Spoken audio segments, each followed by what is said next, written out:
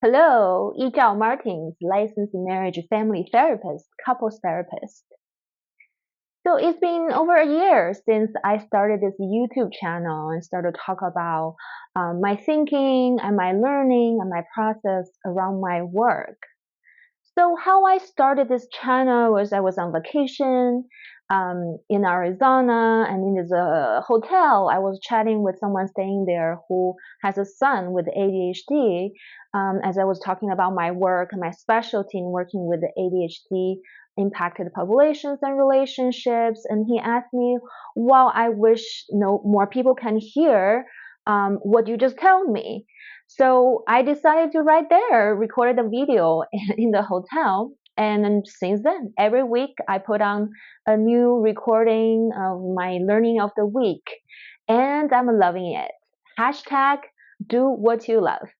So some of my clients are like, are you talking about me? Are you talking about us? It sounds like you're just describing what we are going through in our ADHD impacted relationship. Maybe. So as I see more clients, more couples that's impacted by ADHD, I do see a certain trends or certain common traits. But I'm also trying not to generalize, to segregate and to pathologize this population and this particular dynamic impacted by ADHD. For what I see is every human being has its own diversity, and we all have our uniqueness.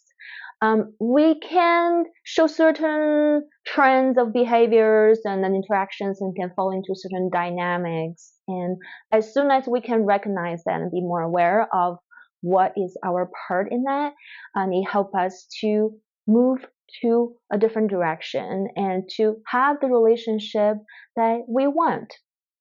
So today, this recording, this video is for you. You know who I'm talking about. If you're watching this, I know you're watching this. But to take the pressure off, I wanted to do something fun today. This may take a little bit longer today than usual. I want to use a TV show that I've been hyper focused on recently, and the character in that show to talk about those parts that I have reviewed and talked about in different episodes of my recordings.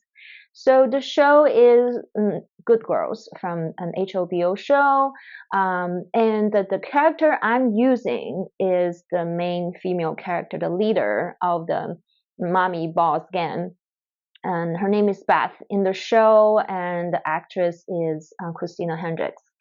So I see at least four parts of this character that's showing the show. And this is a spoiler alert, so I may, expose some of the details of this character. And since I've finished the four seasons, and I will pick information here and there, I see if I'm seeing a client.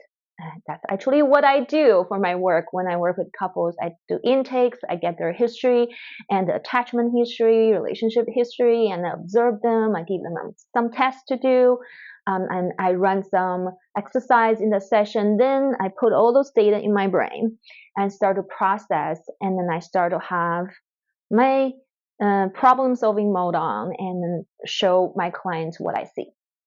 So you're you're coming for a fun ride today. I hope with this video I give you some inspiration, and then we get on your motivation, so and help you with your transformation. So Beth, the character in Good Girls, she comes from a family where it's like single parent family, and it seems like her mother is suffering some kind of a mental illness. She mentioned a manic depressive episode at some point in the show. You can see from the show when they kind of reflect back her childhood, her teenagerhood, that she has a younger sister who can act out and show up as more like a not growing up type of a teenager forever person, Annie, and she's a caregiver of her younger sister. And it seems like her mother was always either depressed or not really there. emotionally, and so Beth was like going grocery shopping by herself and with her little sister as a teenager and trying to drive a car, taking care of things. So you know where I'm going with this. The first part I see in her is the caregiver part. Yes, so she's highly parentalized and she was taking on the responsibility as an adult too early and too early and prematurely. So she is basically trained to take care of other people, and that shows up in her marriage. She's the good mother of 4. She's the soccer mom, right? And she bakes for the community. She does crafts, and so she's quite creative and talented. And she's putting all her energy into this single one role, actually 2 roles: a good mother and a good wife. And she's depressed, as she disclosed in the show as well, that she suffered from depression, and she and her husband, have drifted apart and haven't had sex for quite a while. And then her husband had an affair, multiple affairs. So they didn't go to see any therapist. If they do, the show will be called couple therapy, probably. So back to Beth and her caregiver role, developed in childhood, that part of her, we call them managers, the one that keep you on track with everything. So she's quite good in taking care of things, from those beautiful crafted lunch boxes to each child, including her husband, to those bake sales that she throws, and to showing up for soccer games for children activities and involving PTA. And then she does her job really well. Even when she was depressed, she was extremely unhappy. So her caregiver role, her manager part, is over functioning. Remember, if you've watched my shows before, I mentioned the non-ADHD partner tend to have an over-functioning part, and that part tend to show up in the ADHD impacted relationship. So that partner very likely show up as the over-functioning partner. There is no judgment with this term. Simply is trying to say how they are taking on more of the division of labor in the household, and to the point that maybe overcompensating and overburdening themselves, and that leads to burnout. So the first part, over-functioning caregiver part of Beth. The second part of this character is what we call the exiled part, a part that's being abandoned and left behind and hidden, tucked away in the basement when she grows up.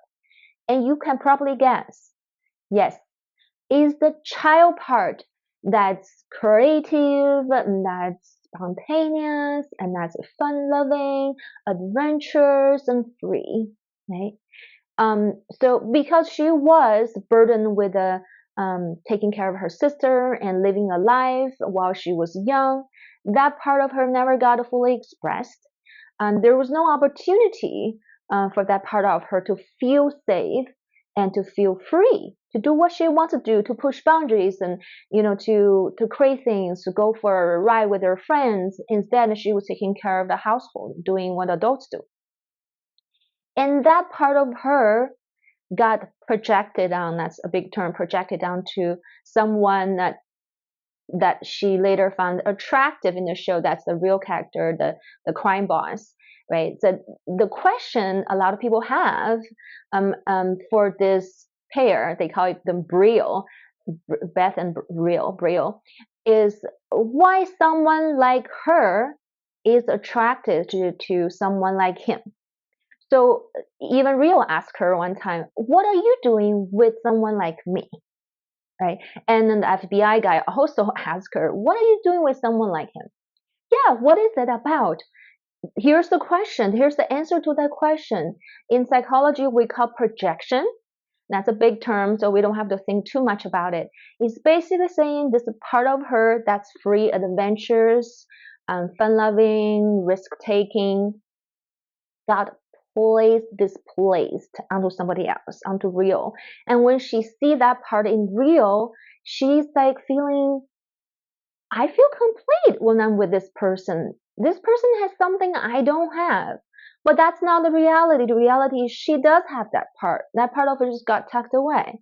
Instead, she sees that in him and she feels attracted to him. She wants to do all these things with him, including extramarital affairs and sex and helping him with some criminal activities. But it's the thrill, the excitement that she was after that she never had when she's in the role as a wife and a mother. So the wife and mother is aligned with the overfunctioning part. The fun-loving excitement part is the child part that's being tucked away for Beth. So normally she shows up as this in the front, only the mother and the wife, the soccer mom, right, the PTA person, and the one who baked for the community, and she disowned that part of her. So when there's an external stimulation comes and she sees that excitement, that fun, that adventurous, risk-taking person, real, she immediately feels attracted, and that's why she's being with him and having all these interactions. That's why she went back to him time and after time to ask for more jobs and to have more negotiations. That's the second part, the tucked away part. That's underdeveloped and abandoned in her. The third part in Beth, I see, it is the what we call a firefighter, and another part of her that is really impulsive, and that's vindictive, that's protective, and that's her teenager part. And that is the part and that want to get rid of Rio, the crime boss, and then want to revenge and wanted to kill the king in order to be the king, right? And then the fourth part is what I call the outer critic, that she actually project that part of the bad, everything bad onto Rio, and saying, oh, you're the problem. There are many times she said, you're the problem. So she's trying to get rid of him, either sell him to the FBI, the Secret Service, or trying to hire someone to kill him. So she thinks, you're bad, I'm good. If I get rid of you, everything will be fine. Doesn't that sound familiar? Maybe not to that extreme, like to kill someone to get rid of them in our life, but oftentimes we do project those bad parts of it onto other people, saying, you're wrong, I'm right, you're bad, I'm good, right? I call it the outer critic. And I'm sure there's an inner critic somewhere there for Beth that I'm not going to get into in details, because when someone gets depressed, like she said after 4 kids, very likely there's a part of her criticizing herself. So the aggression was not able to be used as motivation for transformation. Instead, she boomerang back onto herself and get depressed. That's the part of the inner critic. So let's sum up. There is the overfunctioning manager part in her in Beth. There is the tucked away, vulnerable child part that's not living the life of a child. There's the teenager part that's protective of her, and then there's the fighter, and there is the outer critic that blames other people for the problem, and there's the inner critic. So actually 5 parts. At least I can go more into details and analyze all the characters, but it's not relevant to our topic today, which is how's that shown up in the ADHD impacted relationship. If you haven't seen my past videos, I have talked about that before, the parent-child dynamic, and you're probably not unfamiliar with that.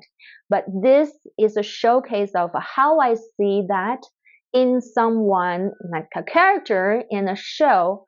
I'm trying to tell you that it's not unique in some way for you, that you're not alone.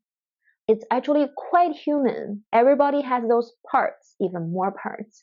And yours could be bigger, smaller, more dominant, come out more frequently.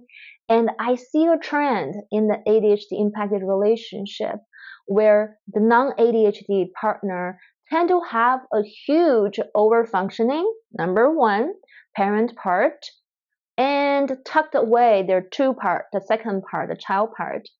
And may have a strong externalizing, blaming part, outer critic.